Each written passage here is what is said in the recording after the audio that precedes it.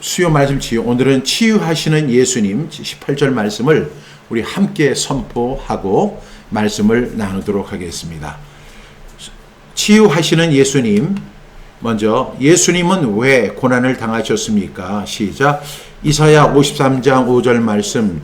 그가 찔림은 우리의 허물 때문이요 그가 상함은 우리의 죄악 때문이라. 그가 징계를 받음으로 우리는 평화를 누리고 그가 채찍에 맞음으로 우리는 나음을 받았도다. 이사야 53장 5절 말씀. 아멘 아멘. 예수님은 어떤 병자를 고치셨습니까? 마태복음 4장 23절부터 24절 말씀. 예수께서 온 갈릴리에 두루 다니사 그들의 회당에서 가르치시며 천국 복음을 전파하시며 백성 중에 모든 병과 모든 약한 것을 고치시니 그의 소문이 온 수리아에 퍼진지라. 사람들이 모든 앓는 자, 각종 병에 걸려서 고통당하는 자, 귀신 들린 자, 간질하는 자, 중풍병자들을 데려오니 그들을 고치시더라. 마태복음 4장 23절부터 24절 말씀. 아멘 아멘. 예수님의 원하심은 무엇이었습니까? 마태복음 8장 2절부터 3절 말씀.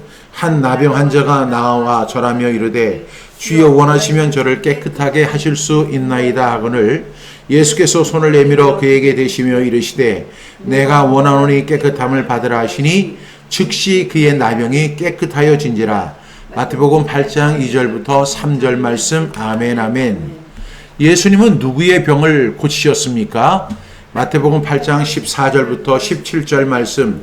예수께서 베드로의 집에 들어가사 그의 장모가 열병으로 앓아 누운 것을 보시고 그의 손을 만지시니 열병이 떠나가고 여인이 일어나서 예수께 수종들더라.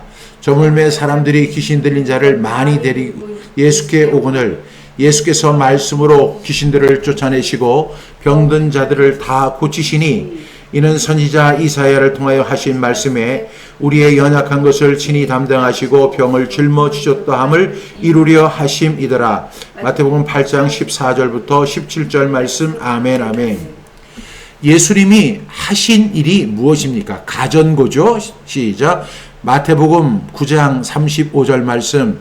예수께서 모든 도시와 마을에 두루다니사 그들의 회당에서 가르치시며 천국 복음을 전파하시며 모든 병과 모든 약한 것을 고치시니라. 마태복음 9장 35절 말씀. 아멘 아멘. 저는 이 말씀 이렇게 들을 때마다 우리 김종훈 샘터장님께서 하신 말씀이 생각이 나요. 가전고. 자전거가 생각이 나는데 가전고. 가르치시고 전파하시고 고치시니라. 뭐라고요? 가르치시며 전파하시며 고치시니라. 가전고. 여러분 꼭 기억할 수 있기를 바랍니다. 예수님이 하신 일입니다. 예수님이 우리에게 주신 사명은 무엇입니까? 마태복음 10장 7절부터 8절 말씀. 가면서 전파하여 말하여 되 천국이 가까이 왔다 하고 병든 자를 고치며 죽은 자를 살리며 나병 환자를 깨끗하게 하며 귀신을 쫓아내되 너희가 거저 받았으니 거저 주라. 마태복음 10장 7절부터 8절 말씀. 아멘 아멘. 예수님은 가전고를 하셨는데 예수님만 가전고를 하시는 것이 아니라 예수님이 말씀하십니다. 가서 가전고를 해라. 전파하라. 고쳐라. 그리고 치유하라. 전하라. 이렇게 말씀을 하시죠. 우리가 꼭 이 사명을 감당할 수 있는 저와 여러분 될 수 있기를 바랍니다. 예수님은 큰 무리를 보시고 어떻게 여기셨습니까? 마태복음 14장 14절 말씀. 예수께서 나오사 큰 무리를 보시고 불쌍히 여기사 그 중에 있는 병자를 고쳐주시니라. 마태복음 14장 14절 말씀. 아멘 아멘. 믿는 자들에게 나타나는 표적은 무엇입니까? 마태복음 16장 17절부터 18절 말씀. 믿는 자들에게는 이런 표적이 따르리니 곧 그들이 내 이름으로 귀신을 쫓아내며 새 방언을 말하며 뱀을 집어올리며 무슨 독을 마실지라도 해를 받지 아니하며 병든 사람에게 손을 얻는 중 나으리라 하시더라. 마가복음 16장 17절부터 18절 말씀. 아멘 아멘. 예수님이 열두 제자들에게 주신 능력과 권위는 무엇입니까? 누가복음 9장 1절부터 2절 말씀. 예수께서 12 제자를 불러 모으사 모든 귀신을 제어하며 병을 고치는 능력과 권위를 주시고 하나님 나라를 전파하며 앓는 자를 고치게 하려고 내보내시며 누가복음 9장 1절부터 2절 말씀. 아멘 아멘. 예수님은 왜 나무에 친히 달리셨습니까? 베드로전서 2장 24절 말씀. 친히 나무에 달려 그 몸으로 우리 죄를 담당하셨으니 이는 우리로 죄에 대하여 죽고 의에 대하여 살게 하려 하심이라. 그가 채찍에 맞음으로 너희는 나음을 얻었나니. 베드로전서 2장 24절 말씀. 아멘 아멘. 오늘 말씀이 43번 예수님은 왜 나무에 친히 달리셨습니까? 라는 질문에 우리 베드로전서 2장 24절로 이렇게 선포합니다. 친히 나무에 달려 그 몸으로 우리 죄를 담당하셨으니 이는 우리로 죄에 대하여 죽고 의에 대하여 살게 하려 하심이라. 그가 채찍에 맞음으로 너희는 나음을 얻었나니. 베드로전서 2장 24절의 말씀입니다. 오늘 이 말씀을 통해서 주님은 우리의 죄를 친히 담당하셨다. 제일 먼저 나오는 단어가 뭐예요? 친히예요. 친히 나무에 달려입니다. 여기서 친히라고 하는 말이 상당히 의미가 있는 거예요. 여러분, 예수님은 천사를 내보내지 않으시고요. 그 귀한 사역을 다른 사람에게 맡기지 않으셨습니다. 직접 십자가를 지셨고 직접 고난을 당하셨고 직접 창에 찔리셨고 직접 채찍에 맞으셨습니다. 친히 우리의 죄를 담당하신 것입니다. 여러분, 우리가 신앙생활을 한다 이렇게 하면 우리가 하나님 앞에 가는 거, 내가 열심을 내는 거, 교회 열심히 다니는 거, 주일 성수 잘하는 거, 이것을 우리가 신앙생활이라고 정의할 때가 많이 있거든요. 그런데 오늘 이 말씀 베드로전서 2장 24절에 보면 우리의 신앙은 우리로부터 시작되는 게 아니라 주님으로부터 시작된다는 사실을 알 수 있습니다. 그분이 친히 나무에 달리신 것입니다. 이것이 바로 신앙의 시작입니다. 다른 종교는요, 열심히 기도해라, 열심히 봉사해라, 자비를 베풀어라, 그리고 선한 일을 많이 해라, 이렇게 하잖아요. 그렇게 되면 그것이 덕을 쌓는 것이고 공을 쌓는 것이고, 그래서 당신은 천국에 가고 그리고 다시 좋은 결과를 얻게 된다, 이렇게 이야기를 하잖아요. 그런데 기독교 신앙, 성경의 신앙은 그게 아니라 친히 예수님이 나무에 달리셨다는 것입니다. 친히 우리의 죄를 담당하셨습니다. 그래서 우리가 이 말씀 치유를 통해서 우리가 예수님은 누구신가? 예수님은 치유하시는 분이시죠? 예수님은 무엇을 하셨어요? 가전고를 하셨어요. 가르치시고 그리고 전파하시고 고치셨잖아요. 그런데 이 모든 것이 보면 예수님이 주인공이에요. 그래서 십자가를 지는 것도 예수님이 친히 지시는 거예요. 채찍에 맞는 것도 친히 맞으시는 거예요. 그 고난을 담당하시는 것도 친히 그 담당을 하시는 것입니다. 내가 하나님께 가는 것이 아니라 하나님이 나를 위해 십자가까지 오셨다는 사실을 여러분들 꼭 기억하는 저와 여러분 되기를 바랍니다. 두 번째는 우리 죄를 담당하셨으니 이렇게 이야기합니다. 죄는 단순한 행동이 아니라 영혼의 질병이라는 사실을 알 수 있습니다. 우리 죄를 담당하셨으니 친히 나무에 달려 그 몸으로 우리 죄를 담당하셨다는 것입니다. 여러분, 성경은 죄를 단순한 실수나 잘못된 행동으로만 규정하지 않습니다. 죄는요, 하나님과의 관계를 깨트리고 영혼을 병들게 하고 삶을 왜곡시키는 질병입니다. 그러다 보니까 이 죄가 있을 때 나타나는 현상들이 있는데, 죄는 두려움을 만들어요. 죄는 수치감을 만들고요. 죄는 죄책감을 만듭니다. 여러분, 왜 죄책감이라고 하는 줄 아세요? 죄 플러스 책감이에요. 그래서 죄책감입니다. 죄로 인한 책감을 느끼는 것이 바로 죄책감입니다. 그래서 우리는 두려움 때문에 수치심 때문에, 죄책감 때문에 하나님과 멀어지는 거죠. 하나님으로부터 숨어버리는 것이 바로 우리들의 모습입니다. 여러분, 우리가 내적 치유를 하는데, 이 말씀 치유를 하는 데 있어서 제일 중요한 것은 내적 질병의 뿌리에 무엇이 있는가를 우리가 아는 것입니다. 그것이 바로 뭐냐면 하나님과의 단절입니다. 하나님과의 단절이 있을 때 우리는 내적인 질병이 발생한다는 사실입니다. 그래서 예수님은요, 우리의 드러난 증상만을 치료하시는 분이 아니고 죄의 뿌리까지 담당하신 것입니다. 우리는 두려움을 갖고 있습니다. 우리는 수치감을 갖고 있습니다. 죄책감을 갖고 있습니다. 그런데 이것의 뿌리가 뭐라고요? 죄라는 거예요. 그래서 예수님 어떻게 하셨어요? 친히 나무에 달려 예수님의 몸으로 우리 죄를 담당하셨다는 것입니다. 예수님은 친히 나무에 달려 예수님 몸으로 박종신의 죄를 담당하셨습니다. 저는 어렸을 때 성경을 읽다가 이 말씀을 읽고 큰 충격을 받았어요. 저는 성경을 읽을 때 항상 주관적으로 읽는 경향이 있거든요. 어떻게 했냐면 자꾸만 자기 이름을 제가 대입을 시켜요. 그래서 친히 나무에 달려 그 몸으로 박종신 죄를 담당하셨으니, 그런데 갑자기 감동이 밀려오는 거예요. 누가 내 죄를 담당할 수 있느냐. 그런데 이 세상에 그 누구도, 우리 아버지도, 우리 어머니도, 우리 형제들도 그 누구도 박종신의 죄를 담당할 수 없어요.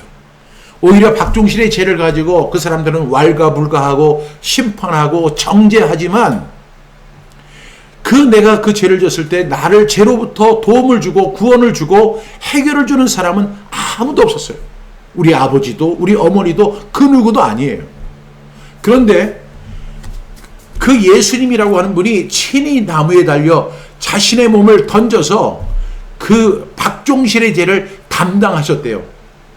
내가 지어야 할 그 제2의 짐을 예수님이 담당하신 거예요.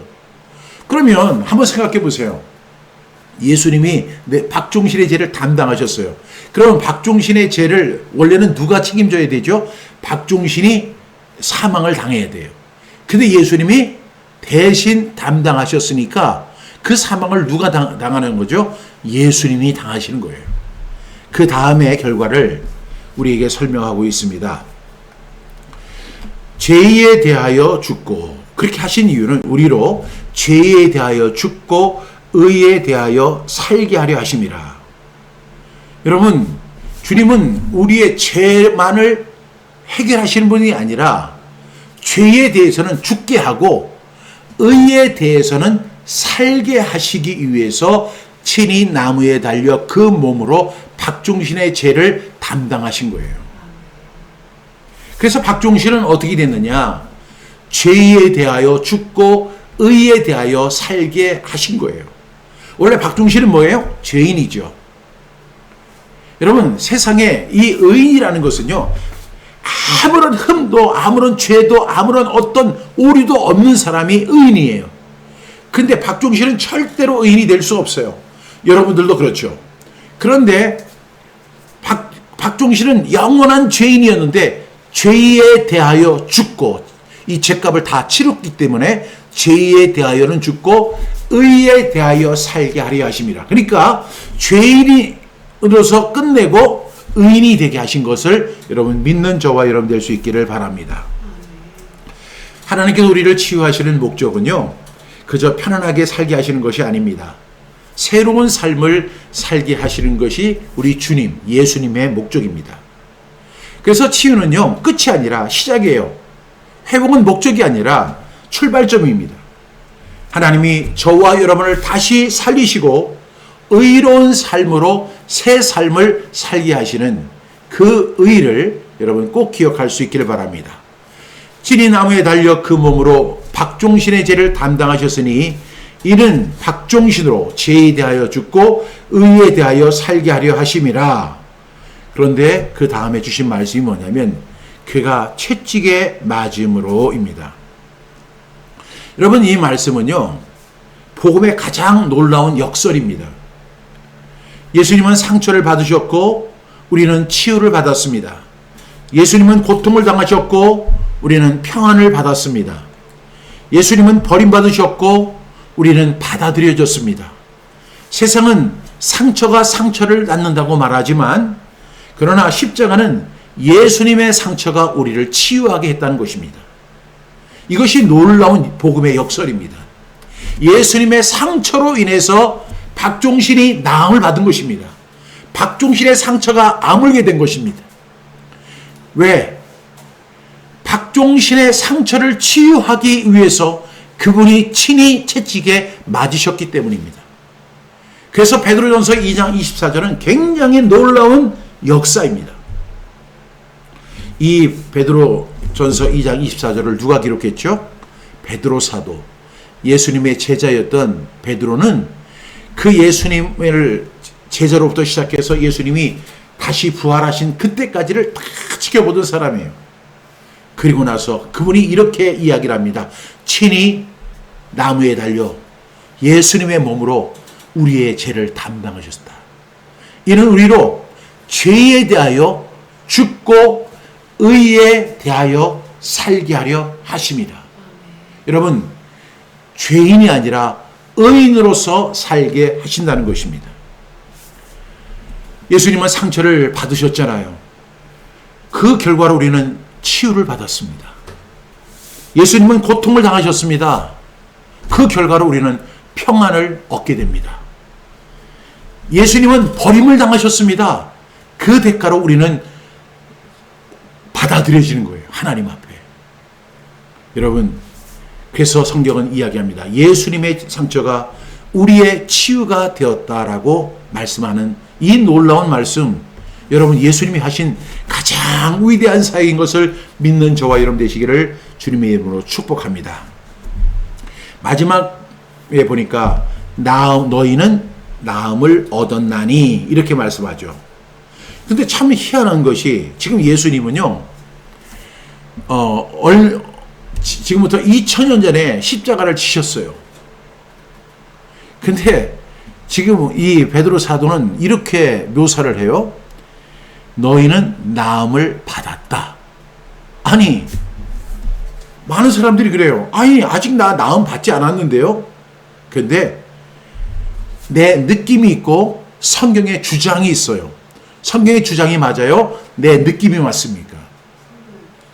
여러분, 제가 그 비행기를 정말 많이 탔던 것 같아요.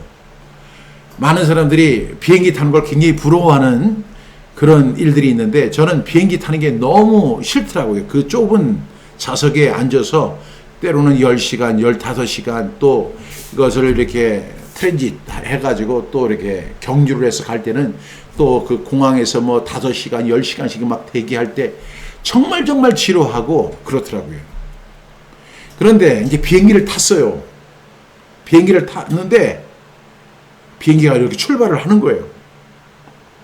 근데 이게 가는지 안 가는지 몰라서 제가 거기에 내비게이션을 이렇게 봤어요. 그랬더니 지금 이 비행기가 989km로 달리고 있다는 거예요.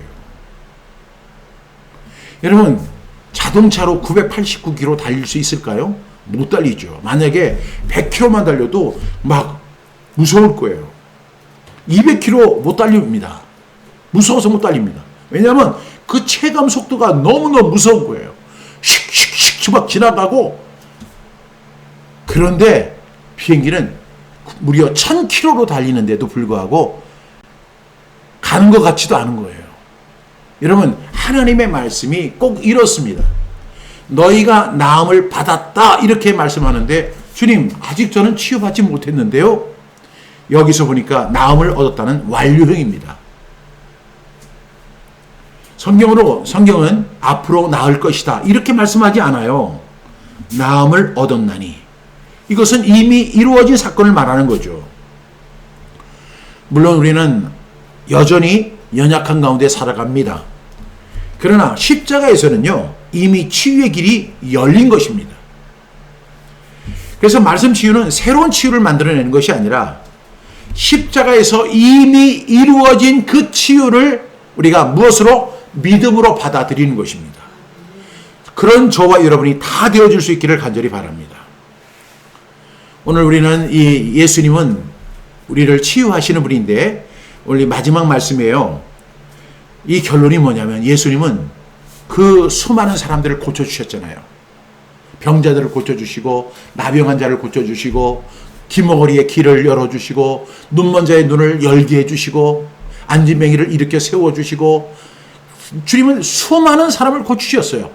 그런데 예수님의 사역은 그렇게 어떤 몸의 치유만 있는 게 아니에요.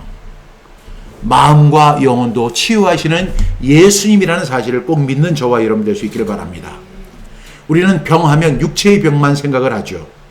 그러나 주님은요, 상처받은 마음, 무너진 자존감, 깊은 수치심, 오래된 죄책감, 관계의 아픔, 버림받은 기억까지도 다 치유하시는 거예요. 그래서 주님 앞으로 나와 주시길 바랍니다. 나와서 오늘 베드로전서 2장 20절 말씀을 붙드셔야 돼요. 친히 나무에 달려 그 몸으로 우리의 죄를 담당하셨으니 이는 우리로 죄에 대하여 죽고 의에 대하여 살게 하려 하심이라. 그가 채찍에 맞음으로 너희가 나음을 얻었나니 얻었다는 사실을 여러분 꼭 확신하시길 바랍니다. 주님, 나를 고쳐주셔서 감사합니다. 나는 나음을 얻었습니다. 이렇게 고백하며 믿음으로 이 말씀을 받아들일 때 여러분 속에 놀라운 치유와 회복이 일어나게 될 줄로 믿습니다. 예수님의 상처가 나의 치유가 되었습니다. 그가 채찍에 맞음으로 나는 나음을 받았습니다. 믿으시면 아멘 하시기 바랍니다. 하나님은요, 우리에게 상처를 숨기라고 말씀하지 않으세요. 십자가 앞으로 가져오라고 말씀하시는 거예요. 죄책감을 갖고 있습니까? 용서해 주십니다. 수치감을 갖고 있습니까? 회복시켜 주십니다. 상처가 있습니까? 치유해 주십니다. 죽으셨습니까? 생명을 주십니다. 그래서 십자가는요, 하나님의 가장 위대한 치유 사건이에요. 십자가를 나의 죄를 위해서 십자가에 달리신 것도 중요하지만 십자가는 가장 위대한 치유 사건이 바로 십자가의 사건이었다. 이 사실을 꼭 믿는 저와 여러분 다 되기를 주님의 이름으로 축복합니다. 기도하겠습니다. 하나님 아버지, 오늘 이 시간 우리를 위해 십자가를 지신 예수님을 바라봅니다. 주님, 우리는 상처를 안고 살아왔습니다. 몸의 아픔도 있었고 마음의 상처도 있었고 말하지 못한 눈물과 오래된 죄책감도 있었습니다. 그러나 오늘 말씀을 통해 우리는 다시 믿습니다. 예수님께서 친히 우리의 죄를 담당하셨고 채찍에 맞음으로 우리에게 치유의 길을 열어주셨음을 믿습니다. 주님, 우리 안에 있는 죄책감을 씻어 주시옵소서. 수치감을 벗겨 주시옵소서. 용서하지 못했던 상처를 만져주시고 오랜 아픔을 십자가 앞에 내려놓게 하여 주시옵소서. 주님, 몸이 아픈 자에게 치유를 허락하여 주시옵소서. 마음이 무너진 자에게 회복을 허락하여 주시옵소서. 영혼이 진 자에게 새 힘을 부어 주시옵소서. 오늘 이 말씀이 단순한 교리가 아니라 우리 삶 가운데 실제로 역사하는 치유의 능력이 되게 하여 주시옵소서. 예수님의 상처로 우리가 치유받았음을 믿으며 우리의 치유자 되시는 예수 그리스도의 이름으로 간절히 감사하며 기도드립니다. 아멘.